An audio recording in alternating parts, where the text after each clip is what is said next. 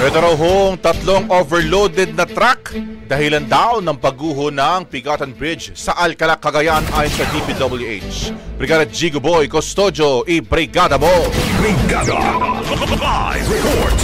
Matapos ang biglaang pagguho ng Pigatan Bridge sa Alcala, Cagayan, agad na nagpadala ng team ang Department of Public Works and Highways para magsagawa ng damage assessment. Sa inisyal na investigasyon, lumalabas sa 3 truck na may kargang tinatayang tigli 50 tonelada ang sabay-sabay na nasa tulay ng ito'y bumigay, gayong 18 tonelada lamang ang itinakdang kapasidad ng tulay. Dahil dito, nagsagawa na ng thorough inspection ng ahensya upang tukuyin kung gaano kalawak ang pinsala at kung anong mga hakbang ang kailangan gawin. Pansamantala, nananawagan ng DPWH sa publiko na iwasan muna ang lugar at dumaan sa mga alternate routes sa Junction Gataran, Cumao, Kapisayan, Santa Margarita, Bolos Point Road, papuntang Baybayog, Bagao, Santa Margarita Road at pabalik. Patuloy naman magbibigay ng update ang ahensya habang nagpapatuloy ang kanilang assessment.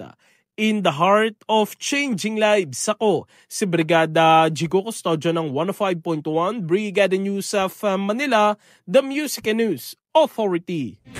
Ang bahaging ito ay hatid sa atin ng Mom's Love ES1 Capsule. Simulang tuparin ang pangarap ng iyong anak. And starting now!